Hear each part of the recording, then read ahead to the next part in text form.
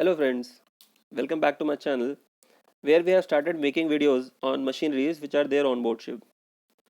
My today's video and few upcoming videos will be on bearings which are there on board ship, and that will be covering from the topics which we have learned in our engineering days. Videos which will be coming will cover the materials used for making bearings, their compositions, different layers on the bearing shells, all these different bearings that is which are there on board ship, that is the crosshead bearing, main bearing, crank pin bearing, and how we take clearance of these bearings and their overall procedure. And at the end we'll try to cover all the questions asked in the exams. So let's begin with today's video, which will cover the basics of shell bearing or the journal bearing. So basically the function is to support journal without allowing metal to metal contact and reduce friction. And this this is supported by the journal is supported by generating oil pressure, which is due to motion. That is, the oil pressure is generated by the rotation motion of the journal in the shell, which forms some sort of oil wedge. And this oil, which is drawn into the divergence section by the motion of the journal, this will increase the pressure and it will lift the journal. The pressure must be sufficient to separate the surface or increase wear and friction can occur. So basic design criteria depends upon the bearing load, which could be static or dynamic, bearing load direction, that is in which direction the load is applied, the RPM, that is the revolution, the cooling rate, that is the rate of flow of the liquid or the lubricant required to cool down the heat generated during the operation of the bearing, their expected life, their overall aspect, that is how easily they can be overhauled, or the frequency of the overall interval, and the space aspect, that is how much space they require to be fitted in, so that space can be saved or they can be installed on a less space. Before we see the basics what we have learned in our engineering classes, let's see the terms, important terms which are used for shell bearings. First is diameter clearance. So this is it is the difference between the diameter of the bearing and the diameter of the journal. The second is the radial clearance, which is the difference between the radii of the bearing and the journal, which is half of the diameter clearance. Now third is the diameter clearance ratio. It is the ratio of the diameter clearance to the diameter of the journal. Third is the eccentricity. Sorry, fourth is the eccentricity. It is the radial distance between the center O of the bearing and displaced center O dash of the bearing under load, and it is denoted by E.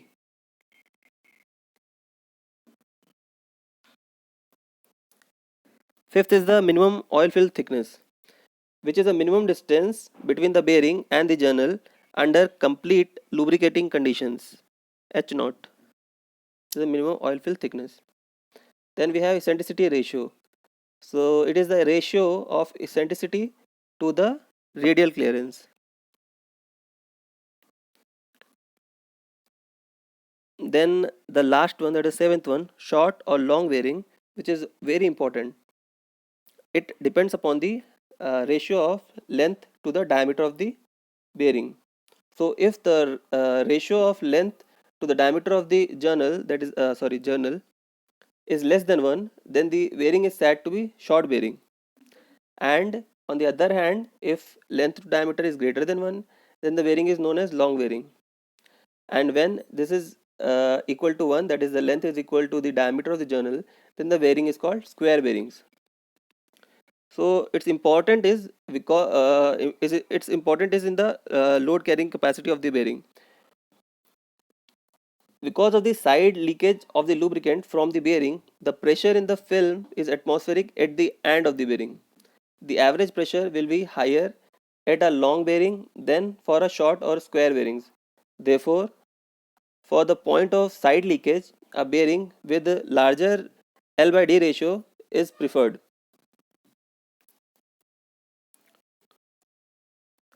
Now,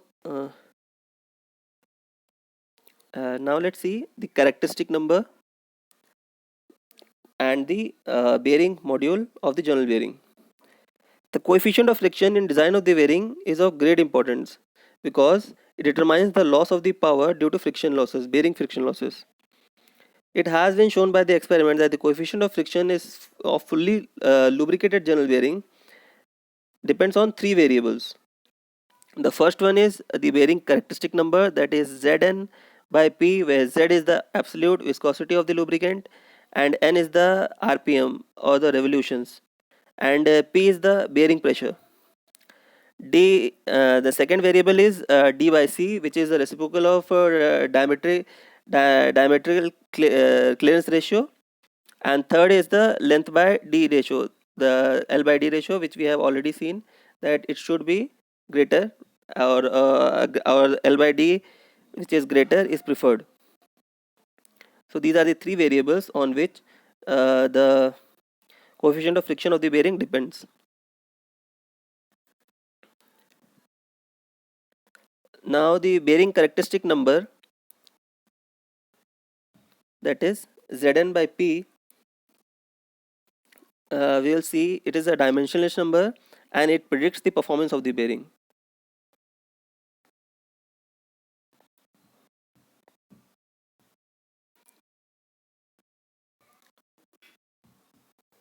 The part of the curve PQ, this curve, this part, this region represents thick film lubrication, and the between Q and R, this region between Q and R, if the viscosity is less or the speed is low or the pressure is so great that the combination, that is Zn by P, will reduce the film thickness, so the partial metal to metal contact will result in this region PQR.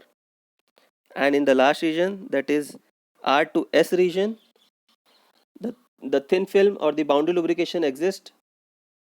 This region where the viscosity of the lubricant ceases to be the measure of frictional characteristic, but over here the oiliness of the lubricant is effective in preventing complete metal to metal contact and seizure of the parts.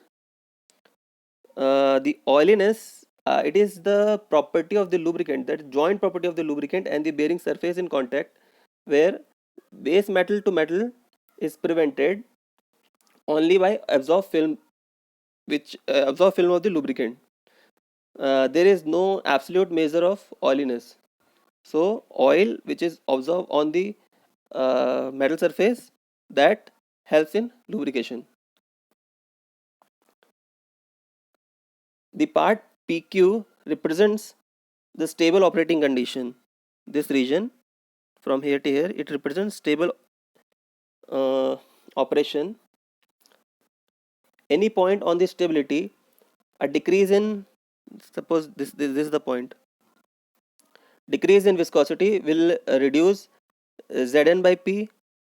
This will result in decreasing the coefficient of friction, followed by lowering bearing temperature, that will again rise the viscosity Z after the temperature is lowered.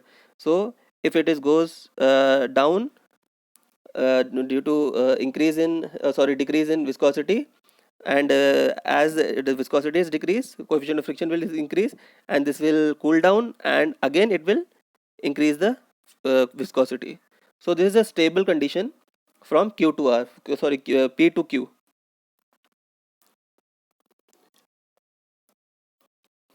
And from Q to R we have a point called A, that is the minimum amount of friction in the curve. This the which is represented by value K, and it is known as bearing module. The bearing should not be operated at the value of bearing module, because a slight decrease in speed or slight increase in pressure will break the oil film and make the journal to operate with metal to metal contact. This will result in high friction, wear and heating. In order to prevent such conditions, the bearing should be designed for a value Zn by P at least 3 times the value of K.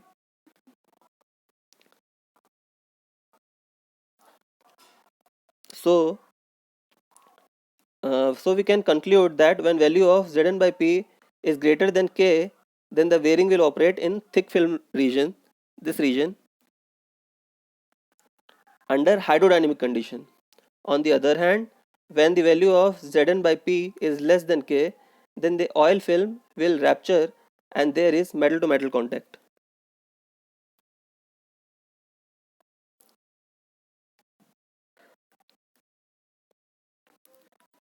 So the important factors for the formation of thick oil film in the hydrodynamic lubrication bearing is: a continuous supply of oil is needed, a relative motion between the two surfaces in direction approximately tangent to the surface is also requirement, the ability of one of the surface to take up small inclination to the other surface in the direction of the relative motion, that is the third requirement. And the fourth requirement is the line of action of resultant oil pressure must coincide with the line of action of external load between the surfaces. So these are the four requirements for hydrodynamic lubrication to take place. So thank you friends. This was the video on basics of shell bearings or journal bearings, what we have studied in our engineering days. Now next video will be on the different types of materials which are used in manufacturing these bearings, and their mm, few important modifications or the characteristics of the bearings and their different types of layers which are there on the bearing, that I will cover in next video. So take care, have fun, and subscribe or like if you have enjoyed the video. So bye.